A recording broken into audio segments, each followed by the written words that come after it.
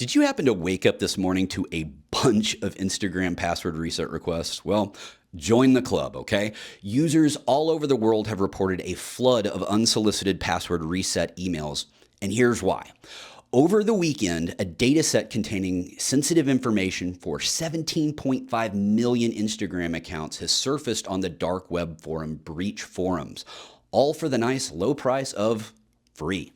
Yeah, this data set includes usernames, email addresses, phone numbers, and physical addresses, all of which can be used in targeted phishing attacks. This just appears to be one more example of an ongoing trend we're noting where attackers are abusing API services to scrape data. Because, well, Meta's defense is they swear they weren't breached.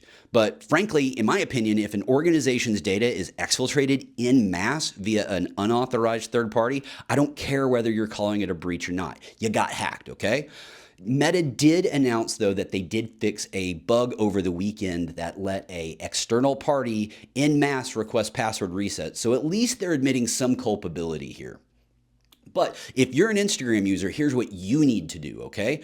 For now, ignore those suspicious password reset links that are coming your way.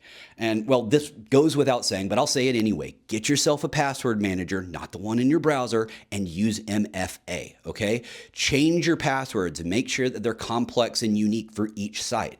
And trust me, folks, it's really not that hard if you're using a password manager. It's quite easy. And regarding MFA, well, if scammers really want into your account, pulling a SIM swap to intercept those SMS text messages is actually pretty easy. You want to move away from SMS codes into something more secure like an authenticator app. There are tons of different MFA authenticator apps out there. And frankly, I don't care which one you use. Literally anything is better than SMS. All right, moving on to our next story. I know Elon Musk is a polarizing character, but I think we can all agree that his Starlink internet satellite service has been instrumental in getting information in and out of oppressive countries where the normal comm channels have been either heavily monitored or even entirely shut down.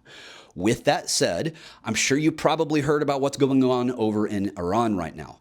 Protests have gripped the country for days, and it seems like they're on the cusp of a revolution.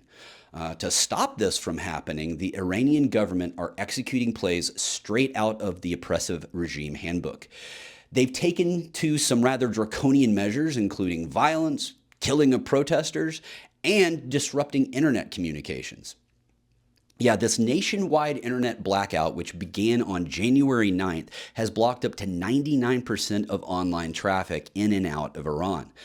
This is typically when people would pivot to Starlink internet service for connectivity. However, in recent developments, it appears the Iranian government is using some advanced military-grade jamming technology specifically designed to disrupt Starlink internet services.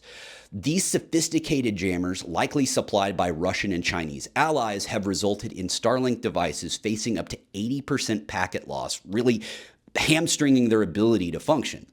This is a deliberate tactic to silence the Iranian people and prevent coordination of demonstrations. I guess the bottom line here is that the mute button can still be a very powerful weapon. Starlink provided a glimmer of hope, but this military-grade interference is currently killing communication with the outside world, which really sucks. My last story today is actually a big win for international law enforcement. Europol has arrested 34 individuals linked to the Black Axe criminal syndicate in a sweeping operation across Spain. Now, if you've never heard of Black Axe, hold on to your butts, folks. This is wild. These guys are freaking crazy. They're a literal African death cult known for cybercrime. They worship Korofo, the unforeseen god who's supposed to be this devil that guides all men. Now, axemen, as they're called, often perform fetish rituals and animal sacrifices to gain supernatural protection from police and rival gangs. Look it up if you don't believe me. I swear to God, it's all legit.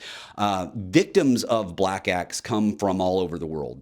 They've siphoned off millions of dollars through scams involving fake investments, romance scams, and business email compromise, alongside other crimes like human trafficking and money laundering. Anyway, these arrests yesterday followed months of coordinated efforts between multiple law enforcement agencies, resulting in the seizure of luxury vehicles, cash, and tons of different electronic devices.